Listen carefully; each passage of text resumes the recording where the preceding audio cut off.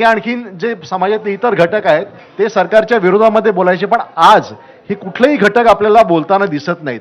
Even media सुद्धा जो आहे हा म्हणजे ज्याला आपण किड ग्लोव्ज म्हणू तशा प्रकारच्या दृष्टिकोनातून सरकारवरती टीका करताना आपल्याला दिसतो. याच्यामुळं झालंय असं की भाजप जे नॅरेटिव्ह पसरवतं ते पूर्णपणे यशस्वी होतं आणि त्याच्यानंतर मग एक्झिट पोल मार्फत ते आणखीन पसरवलं जातं. त्यामुळे एक्झिट पोलच्यामुळं एक वातावरण अशी निर्मिती होते की हा ठीक आहे भाजपचा निकाल आहे आणि तो येणारच आहे. त्यामुळे विरोधी पक्षांना स्पेस जी आहे ती सुभाष एक्झिट पोलचा जो मुद्दा आहे, एक्झिट पोलचा जो मुद्दा आहे, एक्झिट पोल तर मतदान सगळ्या फेज झाल्यानंतरचा एक्झिट पोल आहे. त्यामुळे एक्झिट पोल मध्ये भले दाखवलं की यांनी सगळ्याच्या सगळ्या जागा जिंकल्या तरी सुद्धा त्यांना लोकांच्या त्या दिवशी एका दिवसापुरतं कोणाला तरी समाधान आनंद मिळू शकेल, नंतर निकाल जो यायचा तो येतो. त्यामुळे एक्झिट पोलचा काही एक्झिट पोल मॅनेज होतात या म्हणण्याला तितकासा काही त्याचा परिणाम अशा अर्थानं काही अर्थ नाहीये.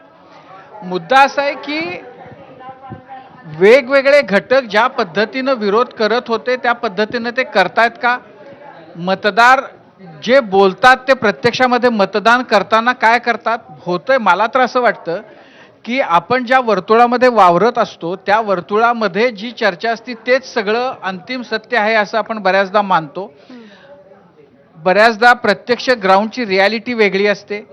आता तर असं झालंय की लोक पण म्हणजे आता लोक खरं तर मला असं दिसायला लागलंय की पैसे घेतल्याशिवाय मत द्यायचंच नसतं असं हे लोकांच्या अंगवळणी पडले की मत देण्यासाठी पैसे लागतातच. अशा पद्धतीनं पैशाचा वापरही होतोय, लोक पैसे घेतातही आणि परत शहाजोगपणाचा म्हणजे शहाजोगपणानं ज्ञान पण देतात.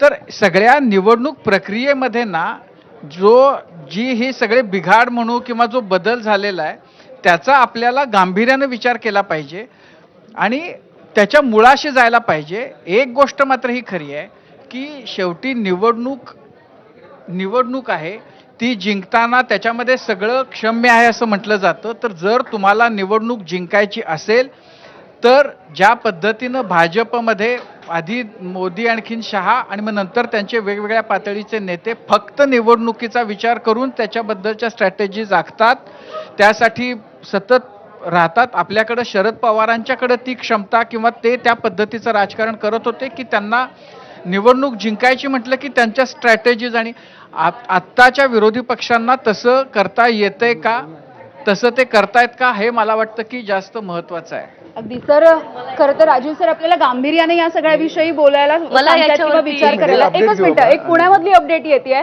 कारण लक्ष्मी आंदेकर यांचा देखील विजय झालाय. आताची मोठी बातमी आपण बघतोय, पुण्यामधली ही बातमी आहे. अगदी काही वेळापूर्वी आपण बघत होतो सोनाली आंदेकर जिंकल्या, मात्र सोनाली आंदेकर यांच्या सोबत लक्ष्मी आंदेकर ज्या आंदेकर टोळीमधल्या होत्या त्या देखील आता विजयी झालेल्या आहेत. त्यामुळे ते प्रभाग क्रमांक 23 मधून सोनाली आणि लक्ष्मी या दोघी देखील निवड